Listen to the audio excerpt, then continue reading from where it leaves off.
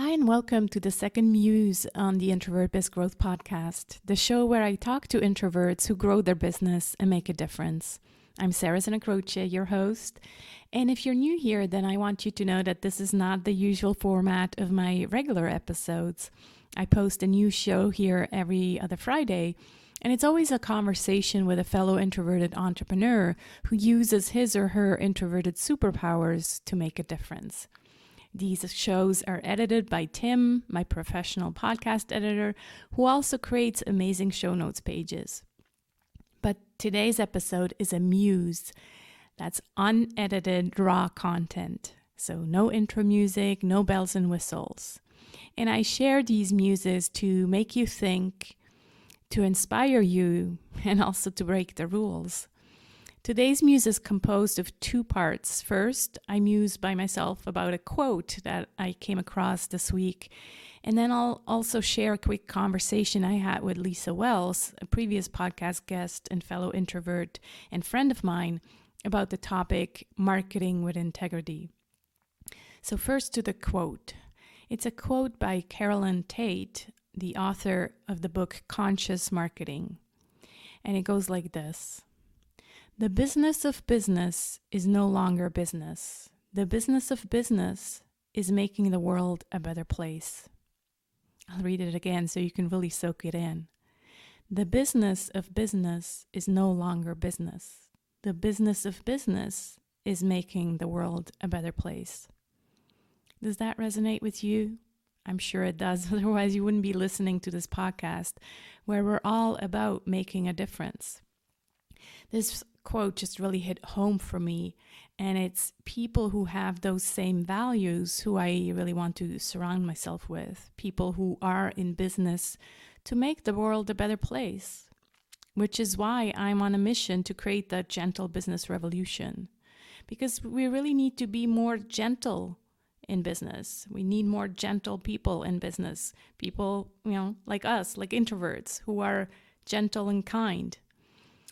So that's my muse today. And now, as promised, here's my conversation with Lisa Wells about the topic marketing with integrity and what that means to her. Enjoy. Hey, Lisa. Hey, Sarah. So good to speak to you. You're so close to me and yet so far. So you're in Germany right now, right? I am. It's so pretty. And I wish you were going to come with me to the cafe because it would be so much fun. Just, we don't get to hang out with local people too often, do we? I know. As introverts, it's always kind of a special occasion when we do that. But we're also very picky. So I think we have opportunities, but we're sometimes a bit picky who we want to hang out with. Yeah. So the topic of this short muse is to talk about marketing with integrity. So I wanted to ask you what your thoughts are when I bring up this topic. And like we were talking about earlier, I don't know if people are like, wait a minute, you weren't talking about that earlier. So we were talking at one point about marketing and how I think the longer that you're in business, the more people you're going to listen to. And then you get to this point where you're not trusting yourself, and then you start to get frustrated. So for me, it was, kind of figuring that part out. So one of the things that I learned was marketing for you, not marketing what everybody else tells you how to market or what you think you should be doing. Or you see somebody on stage and everybody says, that can be you. And you're thinking, well, it could be, but that would be extremely uncomfortable. And then them telling you, it's okay, that's how, the magic is happening. But all the while, that that's just not your path, or that's really not going to work for you. So for me, it was figuring out, what is the best style for me? And it was, being conversational, because at heart, I'm a supporter, what they call a supporter or a contributor. And that's at me at heart. I'm not like what they call guru or a truth guide. These are all archetypes. And that just isn't me. I'm not going to tell people what to do or that I know everything there is to know. I'm going to be there to support you in what you need to do. So it's kind of figuring out, how do you market that as a supporter? That's kind of the whole, what's swirling about when I think of that. Yeah, it's so true. And I think we often, as introverts, I don't know if extroverts do the same thing, but I think it's definitely us introverts, we compare too much, right? We compare mostly with an extroverted world, because let's face it, probably 90% of the marketers out there that we follow are extroverts. And so we think that we have to be like them, like you just said, and we have to speak on stage, or we have to do these salesy webinars, or got to sell on a webinar. Well, otherwise, why would you do a webinar, right? So all these things where it's these should thoughts in our head, and it's true that. I totally agree with that, because you're right, and because those are the ones who are going to be seen. That's their style. That's their natural marketing style, and it works for them. And there's definitely a lot of FOMO, fear of missing out going on. And then you think, what am I doing wrong that I'm not, either getting ahead or up leveling or whatever that word is for you. I was thinking the other day about that in my local hometown, I don't have very many friends. I prefer being at home. I've got animals, and, getting up and out takes a lot of energy. And so I was starting to feel like something was really wrong, that I don't have a lot of friends. And then I was listening to a really, really good coach, George Cow. Love George Cow. He was saying, how am I so productive? How do I get a lot done? And one of the first things he said was, I don't go out. I don't have friends. I don't need the drama. I lead a very low drama life. And I thought, oh my gosh, he just gave me permission to not have it. And I don't know what it is, but I felt like, there's nothing wrong with the way that you're feeling, because the way you're feeling is the way you're feeling.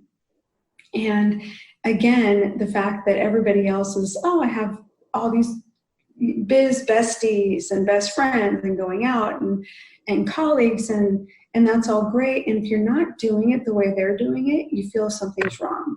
Mm-hmm. But then along saying, it's okay to not have any friends. I'm going to go through life friendless, and it's okay.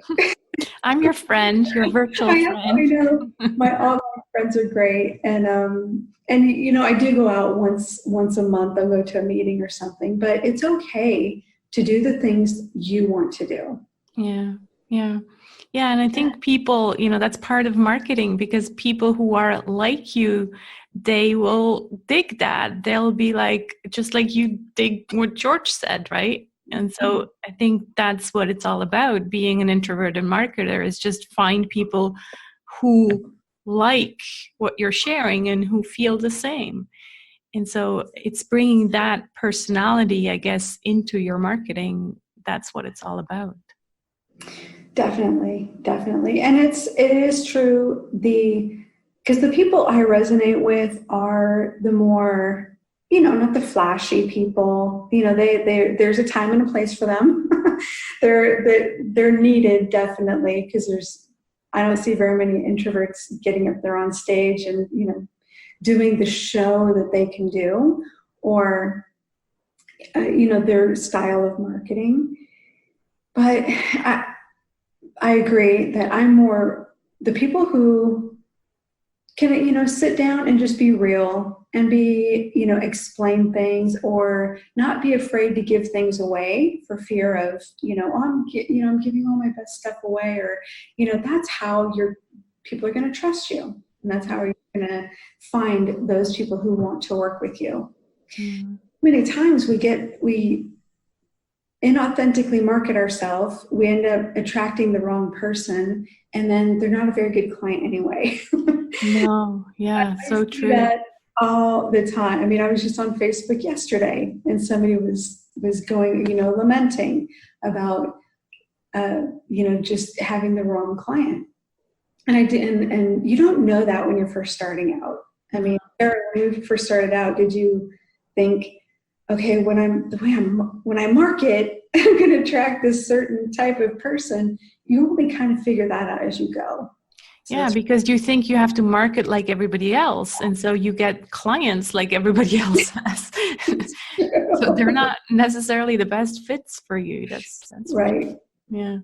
Yeah, I see that in my LinkedIn business, where I try to focus on social serving and telling people that I'm in the human business and we create relationships.